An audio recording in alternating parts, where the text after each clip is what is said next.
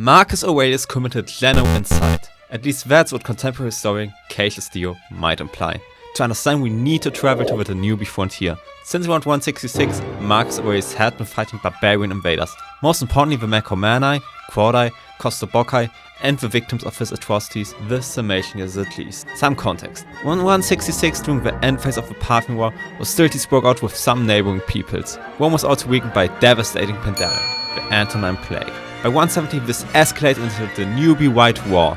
The Marcomanni and Quadi even made it into Italy after a catastrophic Roman defeat resulting in 20,000 losses. They besieged Aquileia, the city where Marcus Aurelius had his HQ, but they could be beaten back and defeated. Then Marcus focused on the Yacidiles. However, the Quadi made war again, hoping for support from these Yacidiles. But the Quadi were beaten again, whale miracle, and now Marcus invaded the Yacidiles' heartland and won. They were asking for peace, but Marcus rejected because he wished to annihilate them completely due to their ways being untrustworthy. Contemporary historian Cassius Dio said this. Now, I use the 1927 English translation of Ernest Carey and Herbert Foster in the Loeb Classical Library. However, the word annihilate is key to distinguish between genocide and ethnic cleansing, so I of course checked dictionaries. Victuali gives these words here, which boil down to expelling them from the homeland, while the German dictionary by Wilhelm G. Mohl has that aspect but also to do away with, beseitigen, and to destroy, zerstören.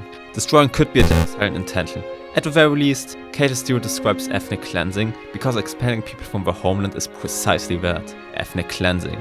But is Cassius Dio to be trusted? Well, Cassius Dio was consular on two separate occasions, so he had access to official documents, senatorial and even imperial. However, he of course had a pro-Roman and pro-Marcus bias. He also became governor of Pannonia later, so perhaps he did truly believe that the Yacidiles as a people were untrustworthy after dealing with them. So perhaps he attributes a planned atrocity to Marcus the emperor never committed, but Cassius Dio wishes he had. Or perhaps Marcus truly wanted to join the IDF and saw it as his duty as emperor.